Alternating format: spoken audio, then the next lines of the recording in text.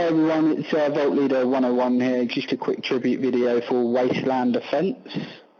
Just going to show you a very good defensive structure now.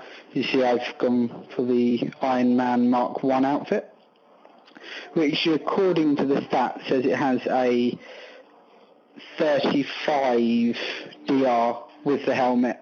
However, I think it's more like 19. A few really decent weapon mods with the actual outfit itself. Could use a bit of tweaking. I found it's far more reliable than the other two Iron Man-esque outfits. This is the outer perimeter. Just going to go up to the first gate. First of 4 gates. It's quite a large structure now. There's the CCTV, which has real-time viewing, but you can only see enemies as opposed to yourself, as I believe I demonstrate, maybe not.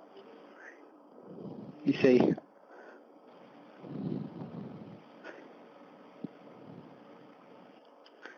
maybe not. Okay. Just going to show you the initial interior, so defensive structure. Only random fiends come here. From this side I don't get any raid fiends.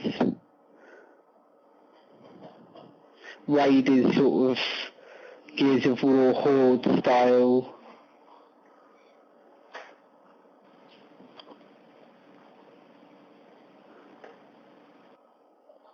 Okay, so as we're going through, I sort of refer to all of this as the security centre.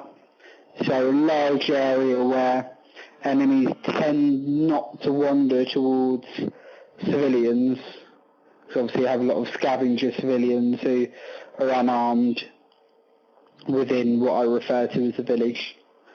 Obviously sniper lookout posts, so having them there does actually give you an early alert towards the radar alarm.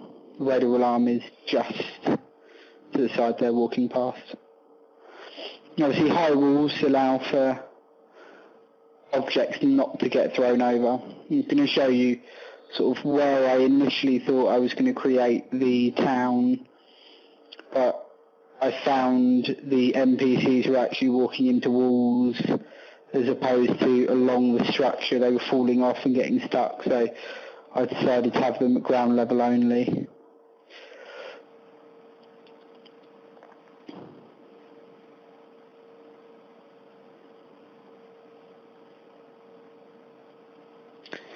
Now I did put here, however, because it's edited in a way that guards aren't really supposed to be up that high, they do glitch out and it does make your game really slow. I will apologise now that the reason it's so twitchy and not very smooth is because I was running Camtasia at the time that I was recording. A little sleeping area for anybody and everybody. They do tend to sleep occasionally, but for the most part, yeah, I say internal defences. Every now and then you'll find a dead fiend within your structure who's just been beaten to death. So plenty of sniper room for your headshot hunters.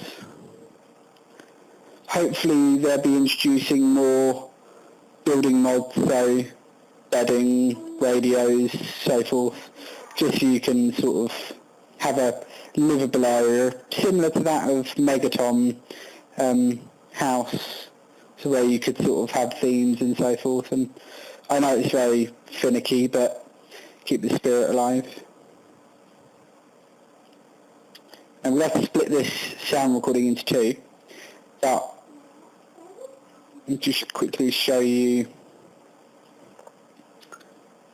Here we are. So what I'm going to do is I'm going to show you the interiors if I was coming in from what is essentially the main gate, which is where enemies will trail should they decide to invade the internal section. So that's just coming up now.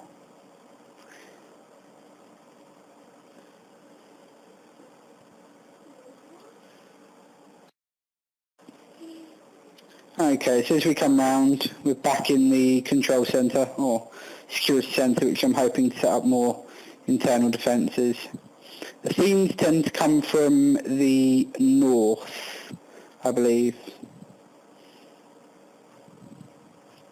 Nice big old lookout tower, which again helps with the alert of incoming raids, because you can set random raids. Now, all of my guards at the moment have been disabled due to the fact that I was doing this look around tour. You've got a shop there. You still have to pay, everything's discounted, but it still costs you a lot of money. I think this whole area probably cost me about 200,000 caps. Obviously, so I could obviously show you a well-done fort, I'm afraid I did have to use the cap code, so I could obviously build unlimited. But obviously if you're limited for caps and you can build it at a slower rate, you only have to buy the junk wall once, and then obviously you can use it an unlimited amount of times. So this is a rear gate. This is where the fiends tend to come in. So obviously I have heavy defences here. I have a turret. I do actually have two ARs and a sniper, which tends to keep them away until you get up to about level 40. Now I'll show you some of the modded weapons.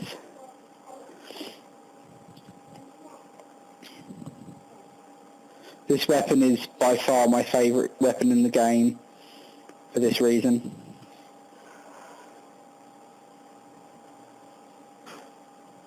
Again, I apologise about the graphical look on this video. It is far better playable, but like I mentioned earlier, the screen recording was quite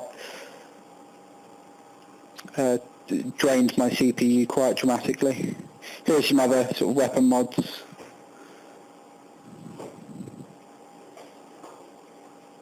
This gun was found with the atomic package, I believe. All respect goes out to the makers and modders of all of this. Obviously, I take no credit for other people's work.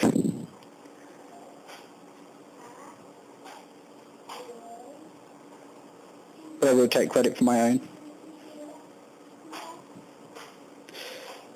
Now, one thing, if you were to use this area, which like I say is Cook's Fiend territory, which is, if you have the expansion pack, which gives you 114 new locations, this is by the Samsung rock crushing plant. The Samsung rock crushing plant, I advise a lot of caution due to the fact that there are a lot of death claws. Now, all advice I can give you is high walls, high aspect ratios. You just want to make sure really that nothing can be thrown in. You can guard it from, you don't want to make it 360, so you don't want to build it in the middle of nowhere. But have fun with it.